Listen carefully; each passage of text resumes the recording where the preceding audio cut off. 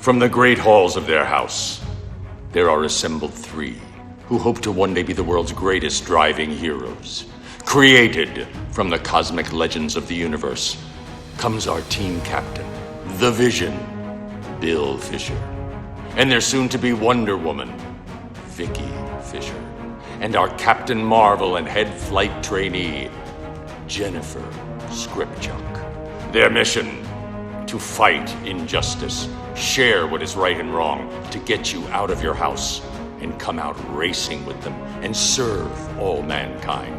They are the Garage Heroes in Training Team. Welcome to the Garage Heroes in Training Podcast. I'm going to be one of the hosts for this episode. My name is Bill. Who else is hosting?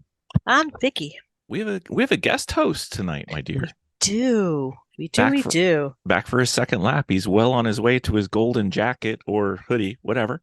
Doesn't really matter. From the SCCA, he is, I'm going with Grand Poobah. That's what I'm saying. He's been elevated. It should be on his business card. The group of Fun with Cars, the group we have recently figured out a little bit, and we have goals for next year to reflect this. And he's got some new series that we're looking for, and it's kind of like Lord of the Rings, the one to rule them all. That's what we're calling it. Mm-hmm. They have a different name for it. We'll talk about that later. But welcome back to the podcast, Heyward Wagner. It is an honor to be here, and I have to start off with saying that if you are ever looking for sanctioning body branding work, I'd love to talk to you about doing some naming for us. I think not a problem. Yeah, really showing the strength early in the show.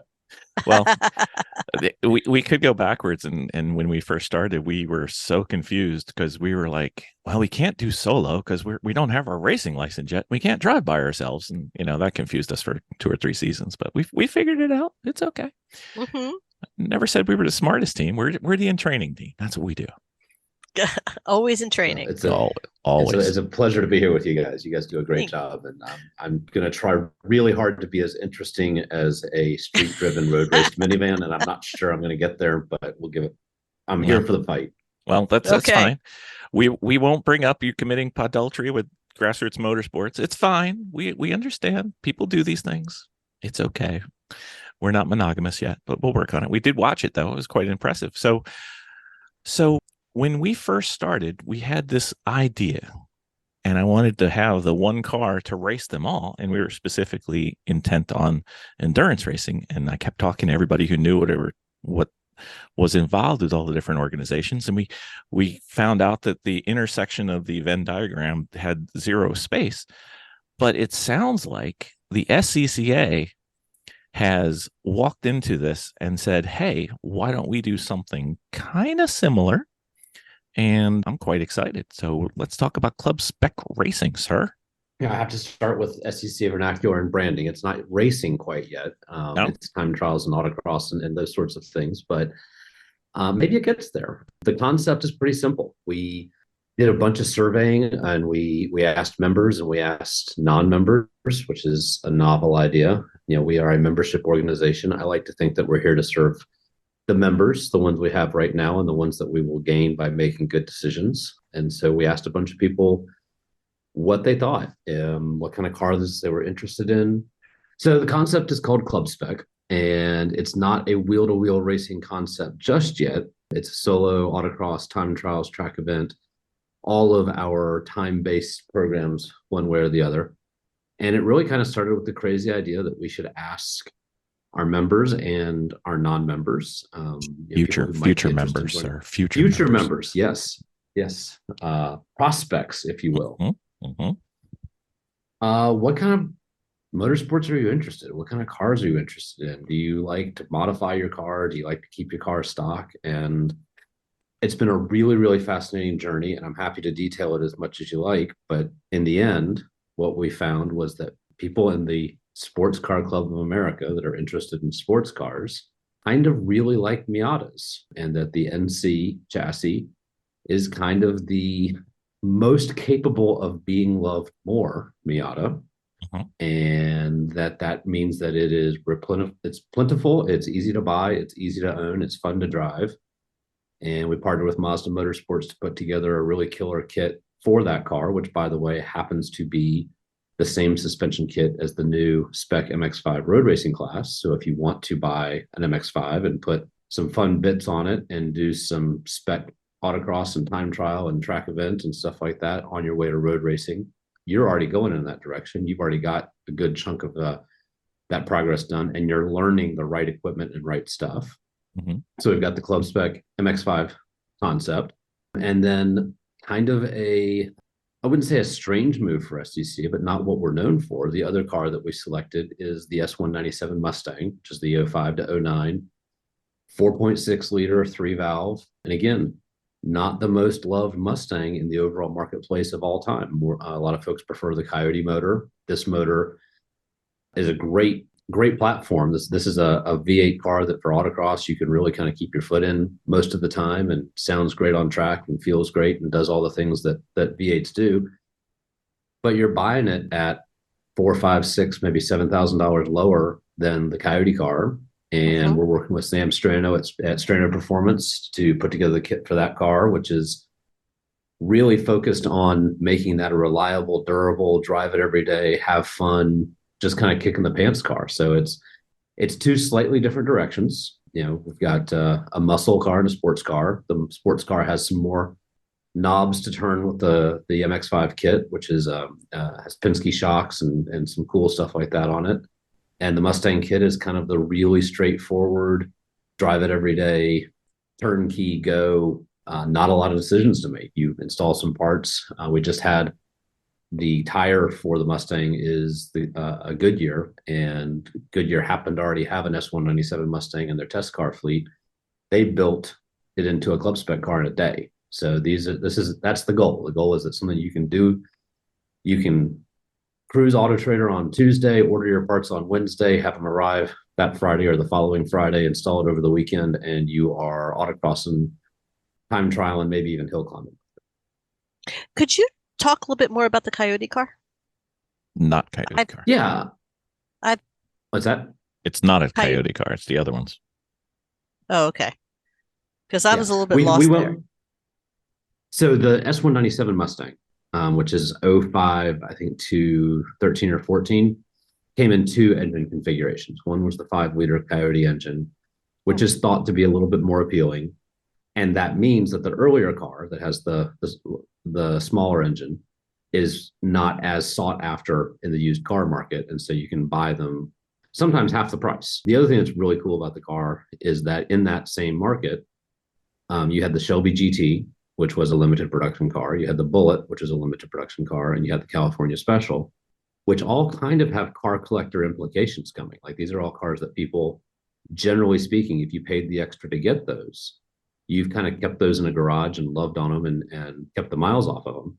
So people who really want a really nice car for this concept, there's some really nice early S197 Mustangs out there that people have really taken care of. Now, they're proud of them, and you're going to pay for that. But if you're looking for that, it is out there. Mm-hmm. I have a S197 story that will embarrass my beautiful bride. I'd like to hear it. So we first met. I had the Cobra version, and she was she knew how to drive a stick, but I'm not sure who taught her. So we're living in Delaware at the time, so we're on Route 95, and she's doing 95 in third gear. And I go, well, you can use other gears. And she's like, but I don't need them. I said, no, you may not need them, but the car would greatly appreciate it. Yeah. This story changes for the last 25 years. Hard to imagine. It's fine. Don't let the truth get in the way of a good story, especially on a podcast. It's great. It's great. So I guess the logical question for me is this kind of the first two cars with more to follow, and are they going to be on separate classes, or is it one big class? So it is separate classes. This is a kind of a grand experiment for us. We have done Spec as an organization, and I think we've done it very, very well for a very long time. We introduced the Spec Racer in the mid 80s. I think it was 1984. Spec Racers came out, and they were, back in the day, they were Renault powered, and then they became Ford powered, and now we're in the third generation of that, and 1,000 of those cars in the world. And Spec Miata obviously is wildly popular in our road racing ranks, and the last couple of years, we've had solo spec coupe in autocross with the twin, the AE86 or the GR86, some 86. I don't know. The first generation of the BRZ and the FRS. GT. Mhm. Yep. And those have all been really, really well received. People seem to really enjoy them. And in our autocross world, where we have seen the best class experiences is when a car has risen to the top and has been clearly the car to have in our street categories. So right now in C Street, the fourth gen ND Miata is an example of that.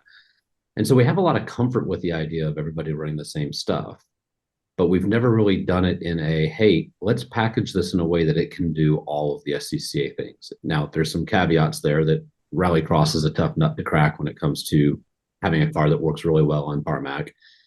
And it's not a road racing concept yet. I think that if they're, we did this with a lot of motorsports democracy and asking people what they like and what they want. And there was tremendous interest in road racing. But that's a pretty big bridge to build. And so we wanted to start with the stuff that was most accessible, autocross, time trials, track events, even hill climb, and see what kind of traction it gets. So right now, S197, Club Spec Mustang, the NC Miata, Club Spec MX-5 are the first two of the concept. That BRZ, FRS, Solo Spec Coupe concept actually is pretty competitively classed in time trials already. So that car kind of paved the way for this without the kind of the intentionality that we're trying to do with the Club Spec branding. And I think that, if we continue to see the kind of enthusiasm that we've seen early on with this, the survey data kind of gave us an indication of where people were comfortable with their spending, that buying a car that was in the 10 to 15 range and then spending another, 2,500 to 10, depending on who you are, on modifications, which includes both performance modifications and safety modifications and things like that. That's kind of what showed as the sweet spot. And so we wanted to make sure that we got two kits that you could get in the game for maybe 15, and then full safety, full everything would be under 25. That was really the target. But we also saw a lot of people that like $10,000 cars. And we saw a lot of people that like $50,000 cars. And so I think that if we see traction here at the middle ground, maybe there's room to look at road racing has a lot of success right now with B-Spec. Maybe there's a B-Spec like package here that could come in quite a bit below the spend of these cars. Maybe there's a Cayman or Corvette or, something that's a little more exotic, a little more, I would say mini supercar-esque opportunity as we go forward. And that's one of the things that really makes SCCA great, is that there's lots of ways to play with us. And, this is kind of the first two that made the most sense right out of the gate. Mm-hmm. There's definitely a potential here for more things. Mm-hmm. So do you see Cayman Boxster or just Cayman? It's interesting when we just finished the Mustang rules, just had everything approved, getting ready to publish it. And somebody in the conversation goes, hey, should we specify coupe? And everybody unanimously went, oh, right. They made that in a convertible. Uh-huh. I've been thinking coupe the whole time, but yeah, we should probably write that down. We should probably put coupe in there. And so we wrote down coupe. And about the third question we got was, hey, can I do this with my convertible? And then we got the question again from somebody else and again from somebody else. And an S197 convertible is never going to be a dominant car in this concept. Nope. But if you are a bigger human and you want a convertible car to go drive on track with, and this is attractive to you, that might be a better option for you than an NC Miata. That you might be that might align with your needs and values a bit more. And so we very quickly went back and changed it to allow the convertible. And we've had several people contact us that are planning to do that. So when we were thinking about this in the first iteration, it's obviously Cayman. The hardtop is the better car for track. It's the better car for everything. We should definitely do Cayman. And now we're like, hey, wait a minute. It's not about what we want. It's about what everybody wants. And if you want to run the Boxster, let's do it. Yeah. So how are you guys running your safety specifications for that? That has been kind of the most interesting part of this, I think, is that the goal, as much as possible, is to let people add the track safety without either gaining or losing performance potential in autocross. So a track spec Mustang would probably add about 50 pounds, 60 pounds of roll bar. And in doing that, gets permission to change the front seats to race seats, which gives them the potential to lose 50 to 60 pounds of weight. So it comes out as a wash. Now, is there an advantage to having a better seat in the car? Sure, we get that. But at the end of the day, the goal is to keep the weights as simple as close as we possibly can. Right. So with the Mustang, it's add a bar, change the seats, change the steering wheel, weight stays the same.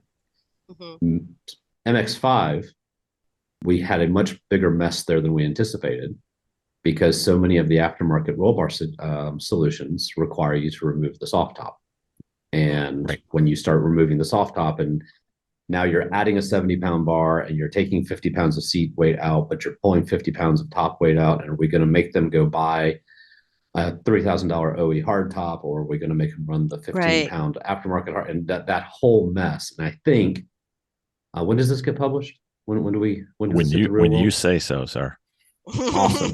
So since this is going to go out after the board meeting this weekend, I believe that what we're going to get to is that class. And again, this whole thing is a test. This is all an experiment to see, do people like Penske's in a spec class? Do people like muscle car spec class? These are new ideas for us. But one of the things we're going to test is a minimum weight for the NC, because that is the shortest path to letting people build the car they want. I want this level of safety in my car. We can punish that person by making them put a hard top on their car that's going to cost them a lot of money. Or get this, it's a crazy idea, but brace yourselves. We could just make them run a full tank of gas. Yep. Or you don't even have to add ballast. Right. You can, but most of these cases where somebody adds the safety they want and gets lighter than they may be intended to, most of them are solvable just by running more fuel in the car. You don't even have to go add ballast or do anything. So I'm pretty excited about that solution, because what I really want is for people to build the version of this they want. I don't ever want to tell somebody that they have to limit how much safety they can install to make sure they meet the rules. That doesn't feel right. And I don't want people to be excited about driving a convertible and then tell them they have to strap a hard top to it to meet the minimum weight of the class. So I think the minimum weight by fuel is probably the best way to do it. Yeah. Well, speaking as somebody who usually carries their own ballast, but I'm working on it. I appreciate that. That's fine. You and me both. Exactly. It's like I don't need any weight. I've got that covered. And what do you mean you don't weigh with the driver in there? You're killing me. Anyway. Yeah, I know. That's fine. We'll survive. Anyway, so a couple things I'm not quite sure about still. What kind of tires are we looking at? Are we looking like the 200 tread wear kind of thing? Are we looking at like DOT slicks or? Great question. The goal here, and I've talked a lot about the dual purpose of the car, that you can track it and you can autocross it and do all the SCCA things. To me, access to motorsports means you can drive the car at the event. Access to motorsports means that you have a car that you can drive to the event. Maybe you don't drive it to work every day, maybe you do, but you've got it plated. You can do all the things. I think this concept would be a fail if it assumed you had to buy a truck and a trailer just to do the high access thing. So street legal, streetable tires. The tire for the Mazda is this exact same Falcon Azunis 660 that's run on the SSC car, that's well proven, well known, really well liked. I've run it a whole bunch, and I just think it's a really fun tire. And then on the Mustang, we were able to work out it's the longest tire name in the world. It is the Goodyear F1 Supercar 3. But it is a tire that has a lot of OE crossover. This particular size wasn't an OE size, but this was a tire designed for the 1LE Camaro back in the day, and it does great in street use. It's a 220 tread wear, so it's a little bit theoretically harder than than some of the 200s, but we're able to get it in the right sidewall for that car. It's an American built, American brand tire going on an American built, American brand car. I think Goodyear is pretty darn iconic when it comes to the good old days of muscle car. And I think this tire is going to really lend itself well to the kind of, the most fun you will have in a muscle car is not when you're stuck. And it's not when you're sliding, it's when you're in the slither between the two and you're really feeling the weight and the mass of the car. And I just think that tire is going to really showcase that well. And I'm really excited about it. I keep saying I'm excited about it. I think what I'm most fired up in all of this is I think the MX-5 is a great concept, and it's a really familiar concept. I think a lot of people are going to love the familiarity. People have owned those cars, like those cars. I think a lot of people went, whoa, SCCA is doing a spec Mustang. Are you serious? And we're actually seeing a lot of people get people we wouldn't expect getting excited about that. And I think that having the two to choose from is really, really ideal. And to your question earlier, I would love to see 5 club spec classes in 5 years' time that all can do all the things. Right. Right. Yeah. So you've got the NC Miata, which is the bigger Miata of the 4, well, soon to be 5, I guess, but 4 right now. So the luxury humans can fit in it, as well as the more svelte and could be in. So you partnered with Sam Strano on the Mustang. Did you partner with anybody on the Miata? The Miata, we worked directly with Mazda Motorsports. Okay. Josh Smith was kind of our point person there. And we knew the first round of survey data, we asked people what car they would be most excited about in a concept like this. And we did not give them any multiple choice. They just filled in the blank. And Miata was clearly at the top. Mustang was very close. The twins were there. Boxster was there. Crown Vic was there. We weren't really expecting that, but that was fun. Spec Panther. Spec Panther, yes, sir. So then we went into the second round and got specific. Okay, you said Miata, which one, that sort of thing. And in that round, it became really clear that NC was the one that people were most interested in. So we went to Mazda Motorsports and kind of said, hey, just a heads up, this is a thing. It's probably not a good fit for you guys. We're probably going to put some single adjustable steel body shocks on it and lowering springs and da-da-da-da-da. And they came back and said, we really think that this Spec MX-5 kit that they put on the road racing cars would really shine in this application. And the kind of stumbling point was that kit includes Penske shocks. And we really didn't know if Penske shocks were going to be priceable at a place where this was going to be appropriate. And they were able to get a kit together for us that retails regular price, no discounts, just the worst case scenario at about $4,200. And that's shocks, springs, sway bars, end links, everything to be a club spec autocross car.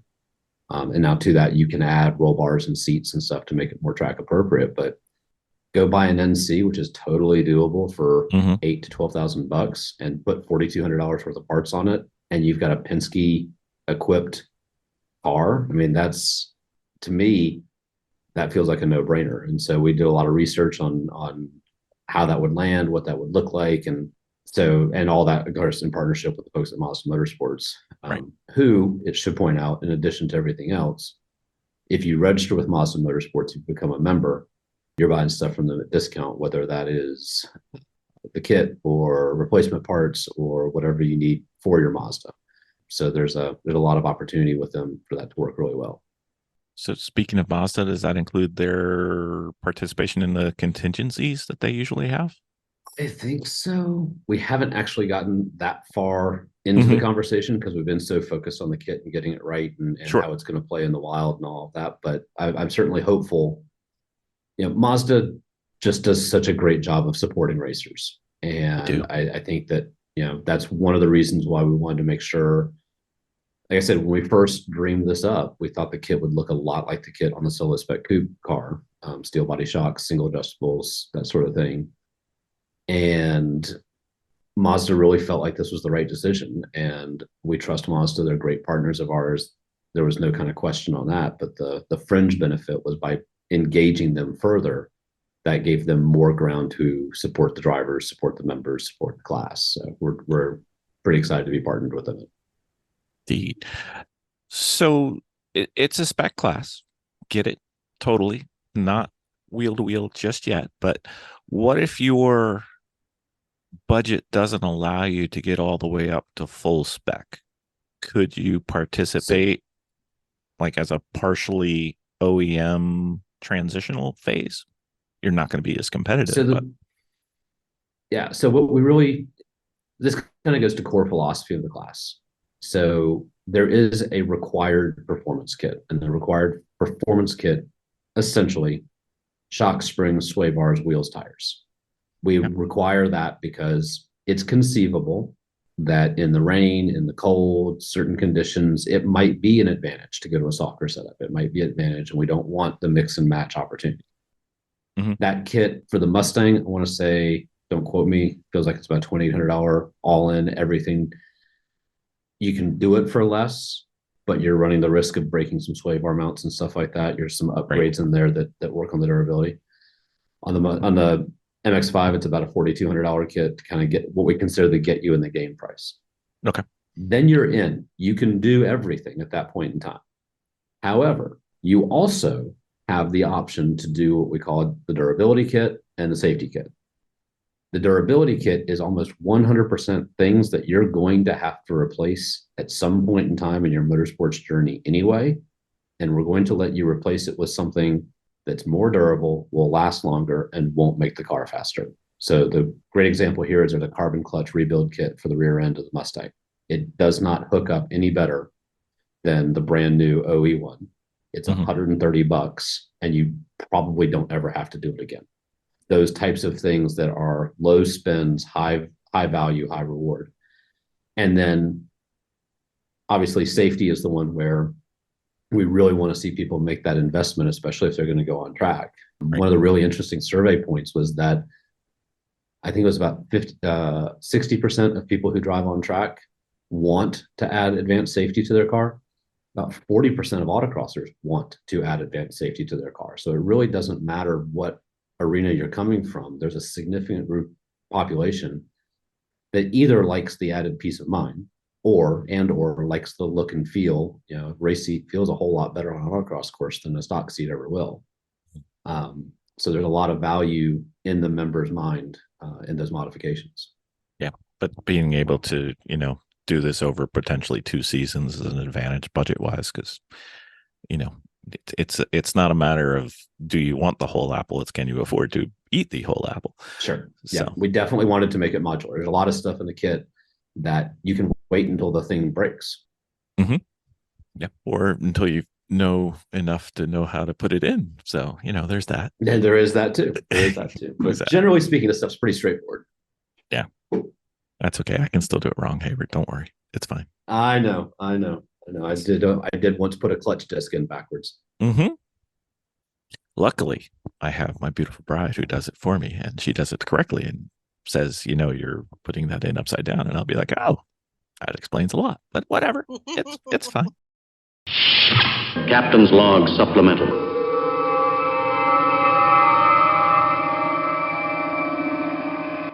So, Bill, guess what? What? We did the Sentinel. We did the Sentinel. We did. How did you like it? You know what? We were talking about the Sentinel. We have. It was great. We understood watching how the Sentinel works, but we finally got it into our car, and I got to tell you, that was really awesome. I was able to see every one of my mistakes. We have hours of them. We have hours of my mistakes, but we have hours of good stuff too, which is awesome. It actually showed us the speed. Did it show us where we were on track? We were streaming it. We were streaming it live. We're boring billions of people across the world. But it was pretty incredible. Plus, on it, you're able to put your insignia, your logos on your app also, and the clarity was amazing. It was really easy to put in, easier than I thought it was. I know you kept making a big deal out of it. I'm like, it's really not that hard. Until we focused on it, it wasn't too bad. And then we got some help. It was pretty easy. Yeah, it was. It was pretty good. You know what? I liked the stream because some of the tracks we go to don't have great cell phone coverage, but it's got a USB stick backup. So I just uploaded the high quality video without the cellular interruption. So if you watched us earlier and said, wow, they got from there to there really quickly, you can watch the real video and see that no, we didn't. It's just a cell phone went out. But yeah. So the learning curve for me, obviously, I'm slightly techno-Amish. Slightly. When it comes to the wiring and stuff like that, but we get it in. And I love it. We were able to sit there right at the track and watch what we were doing in the car. And that was amazing. Which was good because if you have a problem with your radio, you can tell, if something is going on that you need to know about. Like a couple times we've had cars come in and we didn't know they were broken. And I know it's hard to imagine one of our cars being broken, but whatever. But you can watch the video, and even with the cell phone coverage we had at that particular event, it was like a 30-second delay. So it wasn't bad. And you can compare multiple drivers because you have each of the stints are broken up. So we got to work on not only our driving, but if we wanted to, we could work on our pit stops and see exactly what we do. And there's some things that we need to talk about as a team. And it was pretty good. Like I said, it takes me, once we got the wiring hooked up for the power, I probably could go from an empty shell to a full up setup running Sentinel. I could probably do that in like 20 minutes. So you could literally install it in a car before a race. It's kind of fun. Yeah. And we got to see the driver and the front windshield. And if we want to, we can have 3. We can see backwards. Or one of the guys we were going to work with at the upcoming event, he said, could you put a camera on the driver's eyes so we could see what they're looking at? I said, why, yes, I can. Haven't done it yet, but I'll figure it out. We've got time. Well, I love it. All right. Very well. That sounds like I can buy another one then. Woo! So I guess this is more of a philosophical question or maybe a TBD question at this point, because we're still relatively early on. Is there any thought in kind of leveling the performance field for a convertible versus a hardtop coupe like B-Spec does? To me, at the risk of offending my B-Spec fan base, Spec and balanced performance are not at all the same thing. Yes. And BOP is a valuable tool in what we do here. And some people enjoy playing the BOP game, and some people enjoy playing the Spec. There has been some talk about, could we have a Spec muscle class that has a Camaro and a Mustang and spec them each and see how close we can get them? Is that something that we could do? I just feel like that's going to be a forever it's not fair conversation that I'd like to avoid. Now, I did mention B-Spec as a potential. Maybe that does work because there is a BOP formula on the road racing side that we could lean into. Those things already exist. Maybe it's picking one of the B-Spec cars that works really well for a bunch of different things and letting it use the B-Spec kit essentially, so that one of the things we really like about the MX-5 is that the kit that you bought from Mazda Motorsports, you're about a third of the way to the full road racing car just by getting that kit. Right. And so you could do a similar thing with B-Spec where you pick the Fit or the 2 or the Mini or whatever, and then let it run at the B-Spec level. And then if you want to move on up, you could. If you're asking me if I want to write balanced performance rules for a quote unquote Spec class after what we've been through trying to get to where we are, my answer is no. I like I like one option. I'm with you. I'm just, trying to figure out what people would want and what people might ask. And, it's very easy. I think to the what people might want question, I think that's a super important question. I think if you have the same afflictions that I do and you spend too much time searching Facebook Marketplace for cars that people have recently broken and given up on and would like to have stored at somebody else's house, feel targeted. You see pretty regularly. You see pretty regularly that an NA or an NB Miata is for sale.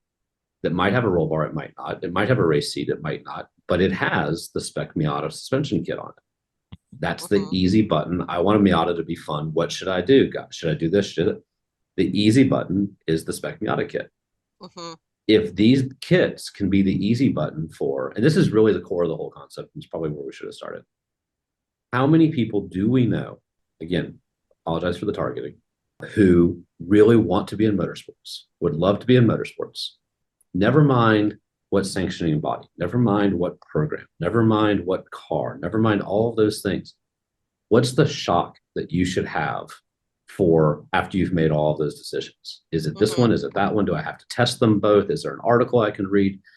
Like, there is so much time absorbed in making decisions about shocks and camber kits and sway bars and all of those things. Yes. The goal here is to eliminate all of that time. Click buy it now, get it shipped to your house, put it on your car with tools that you bought at the parts store, and go play. Like this, the goal here is not necessarily like, you got me on this tangent because of who is this for and what do they want. The goal is not necessarily to have 150 cars in grid at solo nationals of sharp sword fighting, deeply entrenched SCCA members proving their worth to humanity by how fast they can drive around cones. The goal is to have 3, 4, 5, 6, 700 people in the wild that I've always wanted to take a Mustang to track, but I never knew how. Right. Here's the Mustang, here's the kit, go play, go have fun. Right. And if that means that you end up doing track days, awesome. If it means up you doing time trials, awesome. If it means you end up doing autocross, awesome. But what we don't want to do is tell that Mustang convertible enthusiast that you have to do it the most pointy end, most competition driven, most ego affirming way possible. You just get to put a cool kit on your car and go and drive and have fun. Right. It's Taking some of almost the guesswork out of it. It's almost like you're saying you want people to have fun with cars, but we know you wouldn't say that. I mean, I've been instructed that I can only say that once an episode, and I was going to save it for the end. But yeah, it's very, very similar to that in concept. Yeah. How do we take, and this is the challenge sometimes of a club, is that you have members who have worked really, really hard to figure out the best way, the best path for a car, the best for a chassis. And nobody's really super interested in sharing that once you've spent all that money and time and effort in figuring out the exact nuance of it. There used to be back in the day, there were these like ironclad agreements between Lee Grimes at Coney and whoever the competitor was that got the special valving for the shock. And you can't tell anybody else what my valving is. I'm the only one who can have it. And that is a fun game for people who have time to play it. But for people who don't have time to play it, that's a massive barrier to having fun with cars. Oh, I said it already. That's a massive barrier to competition motorsports. Right. Mm-hmm. And especially sure, for there's the always going newbies. to be some nuance. Right. There's always going to be some nuance. But it's good to have an entry the point. goal here. Yes. Yep. If you can get us 90%, that's all we're looking for. We're not looking for pointy end. That's been like the biggest struggle to get into motorsports. One of them is how to get that car started, not even right, but because it's going to take time to get it right, and you are going to be changing things out, but just a starting point to get over the front, the first step, and then to get on track. So that's good that that's happening. 100%.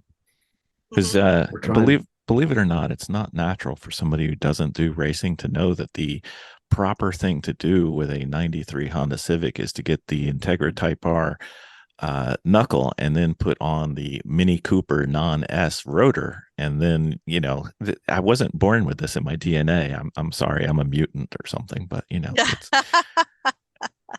this was not covered in my high school curriculum, but whatever.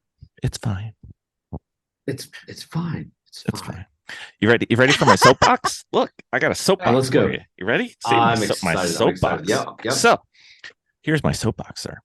Anyway, if you can get us 90% of the way there, then either through having a spec class or a similarly spec'd, perhaps something like this series, then I can actually be able to have a way of measuring A, if I'm good or if I'm horrible, and B, if I'm getting any better. Because when you don't have that, it's always, well, did I lose because they're the better driver, or did I lose because they have the better toy or dialed in toy? And there's always going to be a portion of that. But I think, especially early on, the better way to get it is to have similarly prepared, at least, cars where you can actually start to look at it and not be able to blame, in some cases be able to blame, in some cases factually blaming the car or the instrument that you are using versus it's the driver. And the most fun is, to me,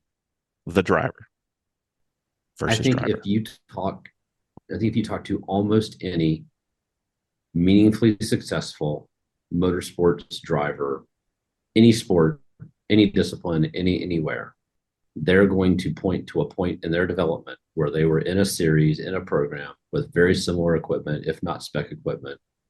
It might have been a Formula Ford. It might have been one of the new F3, F4 cars. It might have been Spec Miata. It could have been any number of things. This is where skill is honed. Your point is absolutely 1,000,000% on. I was begging a friend of mine's daughter this summer to consider a Club Spec MX-5 because she wants to be at the front end of competition. And she was talking about swapped this and swapped that. And I'm like, take every variable out of this equation except you and go sharpen the hell out of your sword by facing the toughest competition you can possibly face with no questions whatsoever about whether you got the setup right or the tire right or whatever. You could just go measure. And I think, that is such a universal truth in motorsports. You see these drivers that are wielding these big wing, big aero, big power cars and doing it very, very effectively. And you think, gosh, I want to be like them. I want to drive that awesome thing and be a dominant driver. I guarantee you, if you go and ask them how they got to where they are, what they're driving, not what their development, what they're driving, they're going to have some point in time that they were in one of these battleground classes where if it wasn't dead spec, it was real close. And yeah, so that's the other massive benefit here that we haven't really talked about. Access is great. Access is hugely important. Access is the number one mission of kind of everything that we're doing here with this. The other side of that is the driver development opportunity is massive through this concept. And the barrier to entry is minimized because the lady sitting at home doesn't have to figure out, do I want the Bilsteins or do I want the Penske's or do I want the Coney yellows or do I want the, I heard these were the ones, because, I don't know if you've ever noticed this, but some of the stuff on the internet may not be true. I've not run across that at all. It's just something. It's occasional. It's occasional. Once or twice, I think I bumped into it. But and then the other fun thing here comes my soapbox again. The other fun thing is if you're going to be doing racing, eventually this has a path towards wheel-to-wheel racing, and I'm not saying that's better or worse. It's different, and why should it be or when it can be and? Everything else. The fun of racing is to have somebody going plus or minus the same speed as you, not having a faster track day. That's not what racing's about. So I have to just real quick here. You're the only person I talk to that when they get their soapbox says something I agree with. You're the only one. So I don't know that you're using the soapbox correctly. I'm sorry. It's okay. It's okay. It's not a criticism so much. Maybe you're the only one getting it right. Well, but yes, if you want, Vicki will confirm that is not always the case. Yeah, absolutely. I think that, there's a lot of, everything evolves, right? Road racing within the SCCA space has become more technology driven. The cars generally have gotten a lot faster.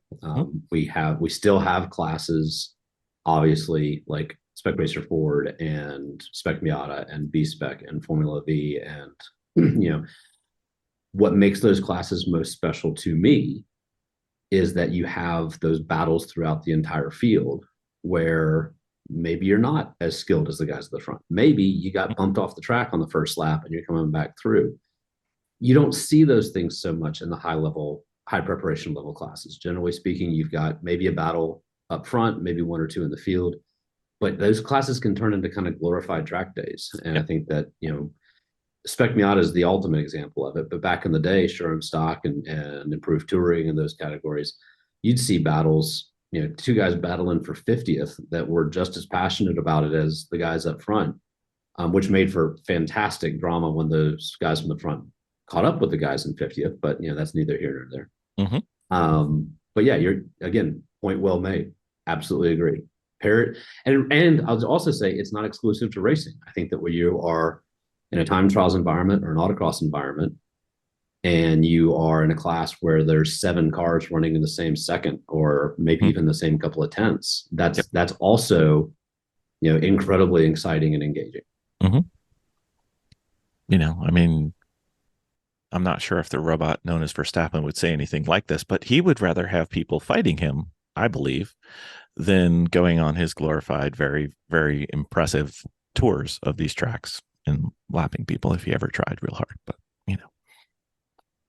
No idea who you're talking about. yeah, I've heard of this guy. So, all right. So this may be the part of the podcast that gets edited out, but there is a NASA NC Miata class. I'm not sure if you're aware. And I was wondering if there was a cross compatibility between the two. I honestly don't know. My gut feeling is that it might be also supported by Mazda Motorsports, and it might be a cross. I don't know. And I know that Mazda Motorsports refers to it as the road racing car, but I don't know how many places that they take it. Okay. I have had a couple of people ask me about Spec Mustang compatibility across the two programs, and it just or sanctioning buys, and just haven't had much of a chance to dig into it. Right. Well, it's not like you're sitting around looking for stuff. Yeah. Like a launching point out of people who are coming out of training and entering in. Yeah. The one car to rule them all, man.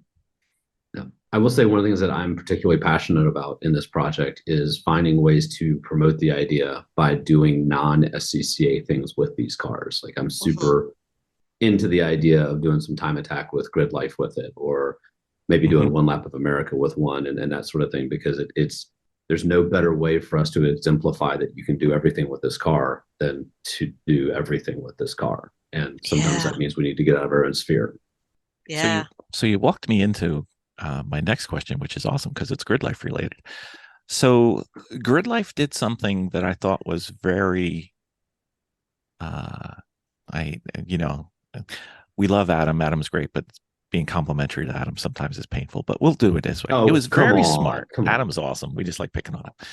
His podcast is so much bigger than ours. But anyway, what they did, the GLTC, which is their road racing single class multi types of cars at Lime Rock, they took the field, which was huge because Lime Rock is like one of their preeminent spots, and they chopped it in two, and they had like a field A and a field B, and the top five in field B would flip up into field A, and the bottom five in field A would flip down into field B.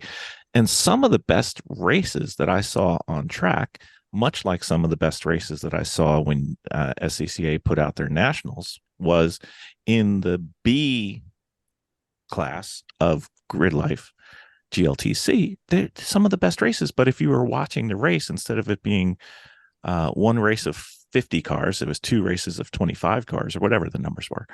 And you would never have seen some of the let's call it the downfield, midfield racing that is sometimes some of the better racing. And sometimes, a guy gets gapped in first place and second, third, and fourth start fighting. And then the rest of the race is, F1.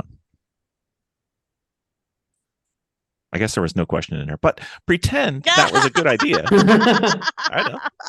Where's the soapbox? There's my box. I got my box out. So suppose that we're successful and we start getting like large fields. Was that something that has ever been thought about within the SCCA, or is it, if this is big enough for a single class, that's it, and the class gets to be whatever it is? Or yeah, I mean, I think so. There's a lot of good stuff in that statement with the question kind of tagged on at the end. Good stuff, no question. Yep, thanks.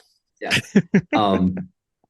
I love Adam. I love Adam and Chris both, and I really enjoy the time that I get with them. And I think they're both, they're revolutionaries, and I have a lot of respect for, they've, when you do innovation within SCCA, you have ready-made partners and ready-made rule books and all these things that already exist that you can kind of lean into and make things happen. And they've done so much with their bare hands, and I have so much respect for that. I didn't know they'd done the inverse grid things that way. That's super interesting. I think when we went to Indy for the runoffs and we had to have heat races because we had more cars enter than we can put on track at once, I thought those heat races were awesome.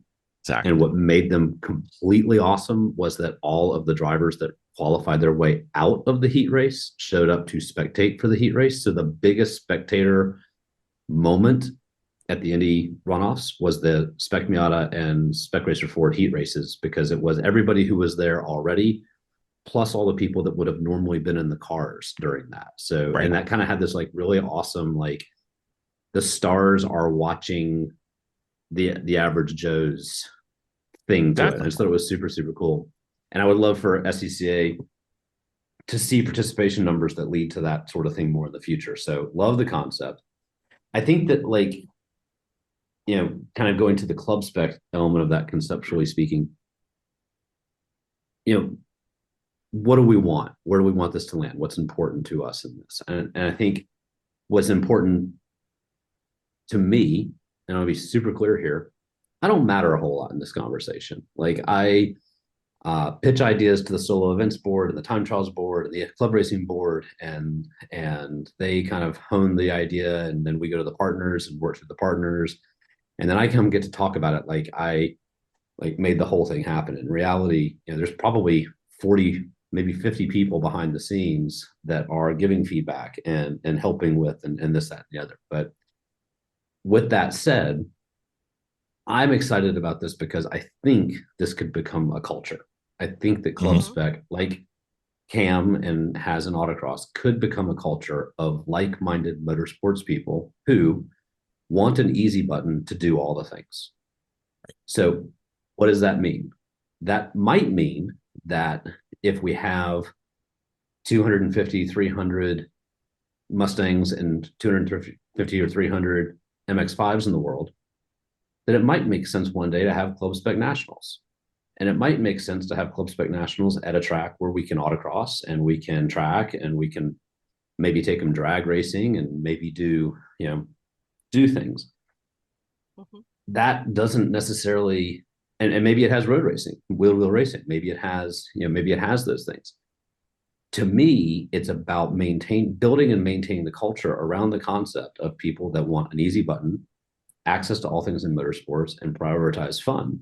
And if you have those things, then it gets a lot easier to invert grids and do heat races and split things up. And I'm not picking on our current road racers, but when you commit to getting to the runoffs, like, you make that commitment, that is a big commitment.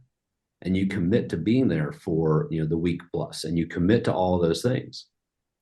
If in that moment SCCA said, oh, by the way, real quick, we're going to split you in half. We're going to take the fast 5 from here and the slow 5 from here. We're going to invert. We're going to do this, and then you're going to race for a national championship. Like, that's not a space to have whimsy. That's not a place to have invention and innovation. That's a place that people have an expectation that we need to meet. And I think we do a very good job of meeting that. So all of this stuff, I think, is on the table if we build the culture correctly. Sure. If this becomes another sharp sword fighting SCCA space where, we don't have space and grace to innovate, then I don't know that we did our jobs here. So within a year's time, what would success... World domination. Yeah. We agree. This is a lofty project that you guys have going, and there's going to be a lot of undertaking for it to move forward. So within a year's time, when you come visit us again, what would Do I have to wait that long? Well, not at all. No. But what within a year span with this new trial would success look like for you? I think there's some really easy metrics, right? Like, Mazda's going to know exactly how many sets of shocks we've sold for MX-5. Coney and Serena know exactly how many are sold. So we're going to know how many cars are in the wild. The first year of SSC was about 100 cars in the wild. We have about 200, 225 now. So I think it's just a really easy metric to say 150 total Club Spec cars in the wild by the end of the year is a rip-roaring success. Awesome. More important to me is I want to see, we have a Facebook group going, SCCA Club Spec. There's a ton of people in that group I don't know. And that feels super successful to me. This isn't just the people that run national level events that we see their names all the time. There's a lot of people there that we don't know, we've never heard of. That feels super successful just right off the bat. I think getting one of these cars into something like One Lap and getting some press around it being a viable, you can do this kind of thing, that would feel super successful to me. I think good. Yeah, it's stuff like, and then what's the culture? What's the vibe? Are people going to, nth degrees to build these incredibly finely tuned race toys, or are they and trailering them to events, or do we see people driving the cars to events? How many cars come to Time Trials Nationals pulling a tire trailer versus how many show up on trailers? How many are adding the advanced safety already? How many are doing both, doing multiple disciplines? All of those things are as important, as interesting as the overall car count, I think.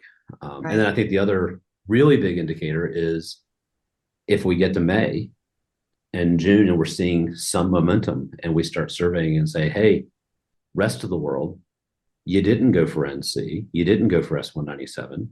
What if it was Fit? What if it was Mazda 2? What if it was Cayman? What if it was Corvette? What if it was, and seeing, thousands of people responding to these surveys is not an SCCA norm. We usually don't get the kind of response.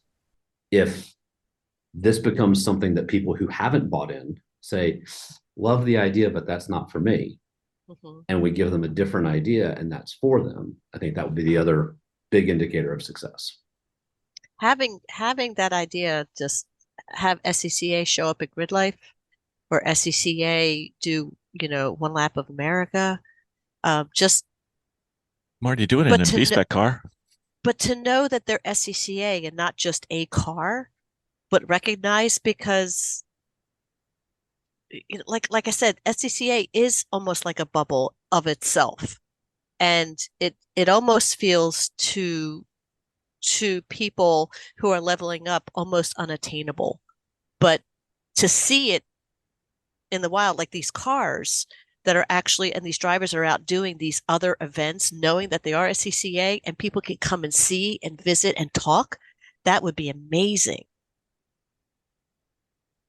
I am fond of saying in this project, I've been very fortunate to spend my actual literal entire life around this organization. And I have seen us fail, right? I have seen some things go not well. We could do an entire show about Shelby Can-Am at some point in time. I've never seen SCCA fail when they've made a fun thing easy to do. Right.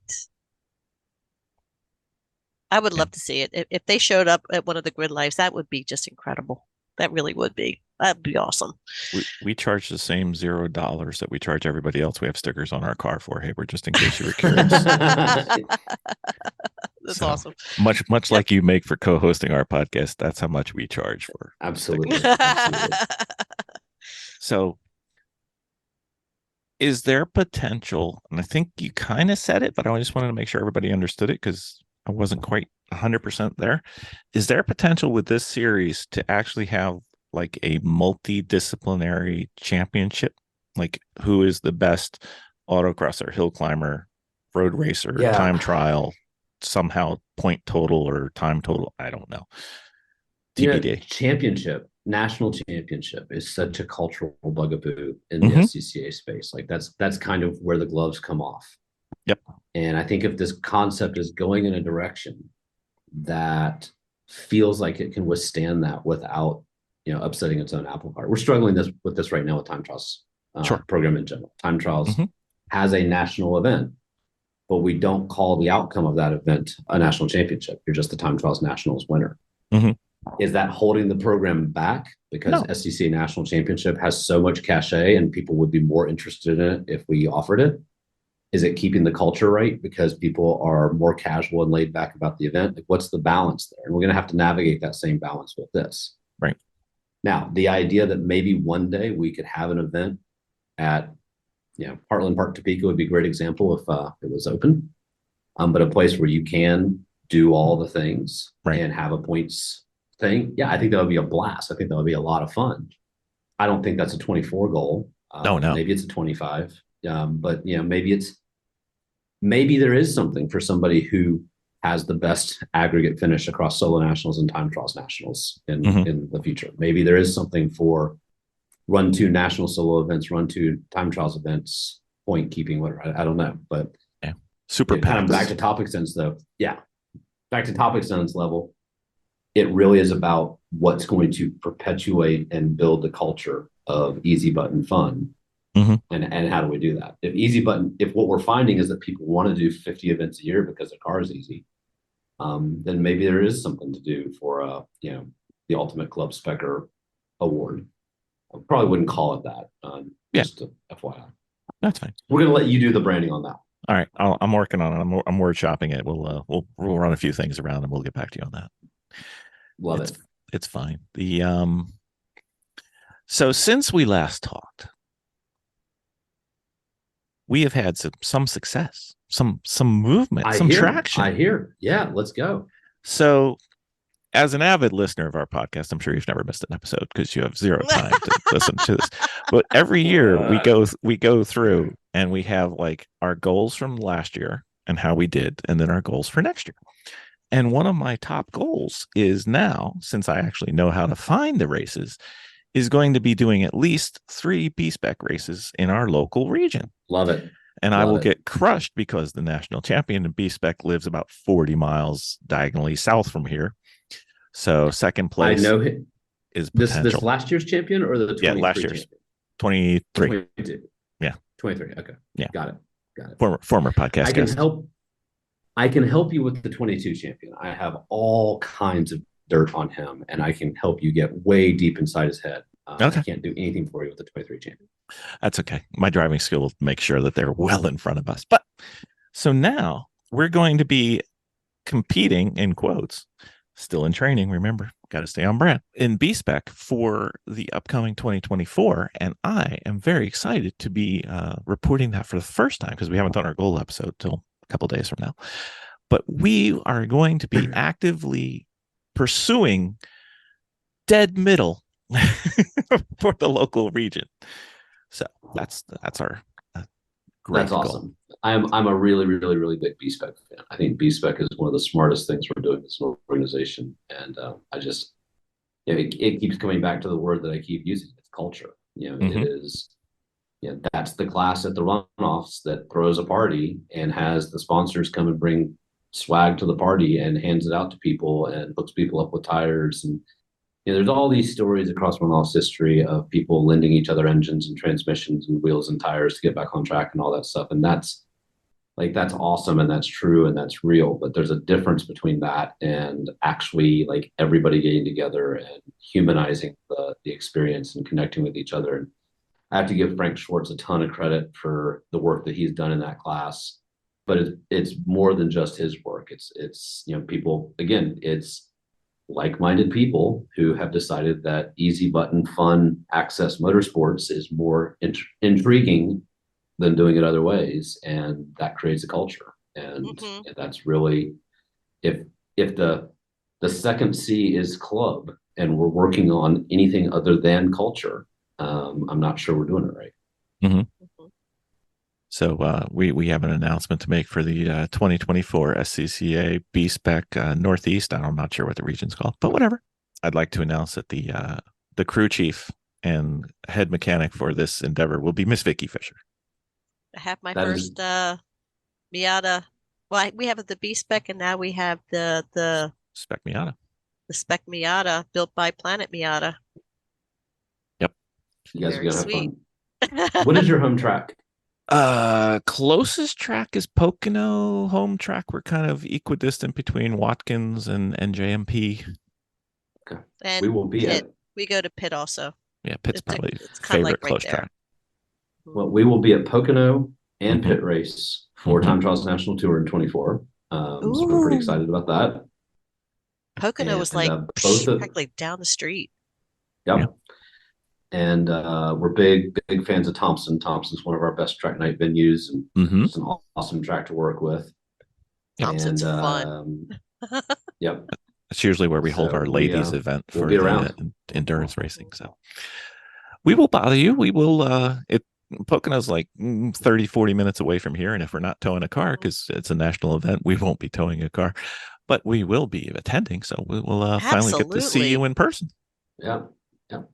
That'll be great. There. So any tips for the aspiring B-Spec competitor that you'd like to share? This is just the worst broken record episode ever. I would just lean into that community, that culture, get in the online groups and ask all the dumb questions and are you in a fit? Did I see that?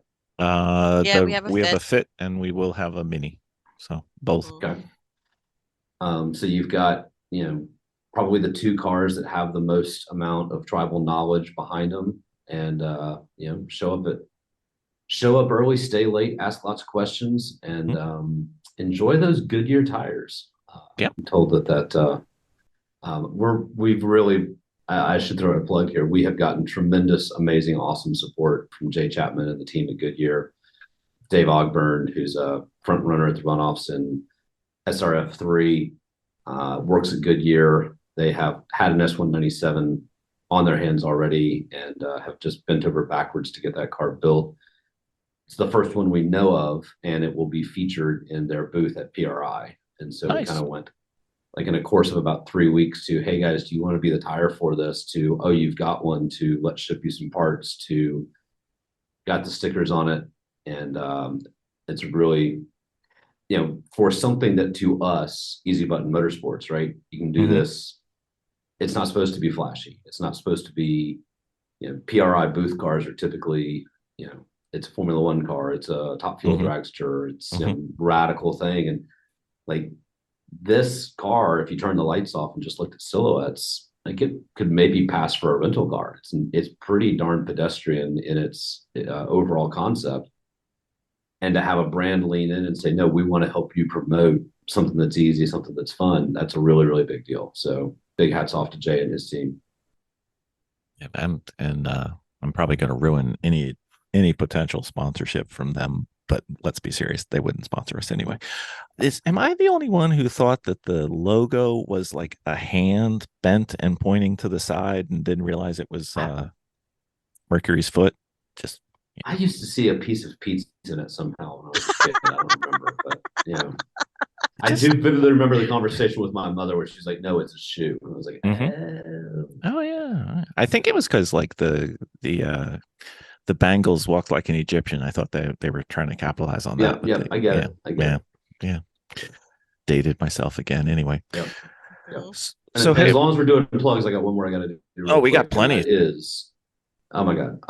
Obviously Mazda Motorsports, obviously Strano, huge thank you to the team at Coney for helping us with that.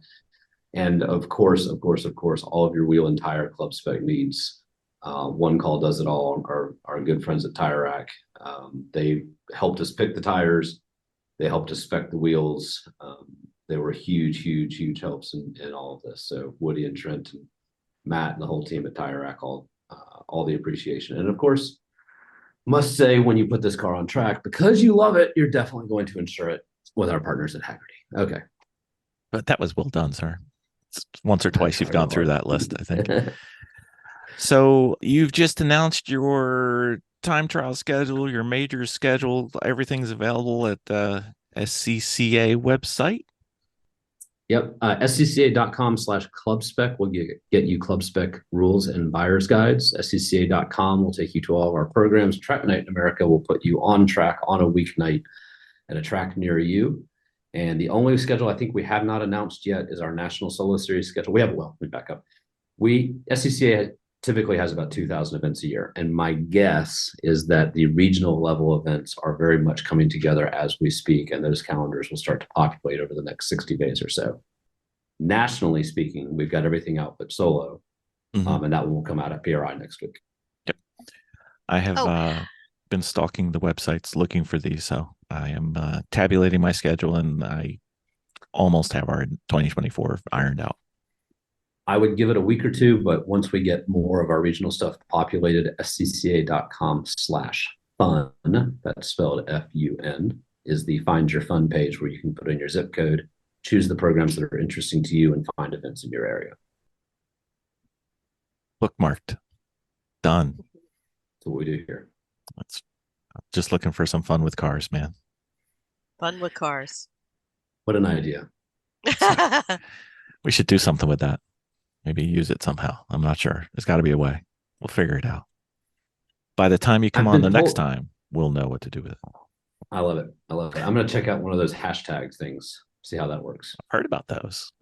Those are the things you kick around a lot. The bag with the sand in it and the hashtag, right? No.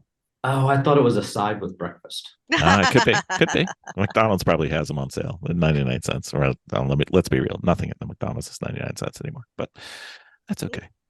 Heyward, we do appreciate you coming on when you have the chance, Love it. when your It's a schedule pleasure. allows, and we always have fun and can't wait to have you on and talk about other stuff, and perhaps even say we've had some progress in B-Spec. Who knows? Maybe Really next appreciate time it. I'll host and interview you guys about B-Spec. That would be great. Awesome.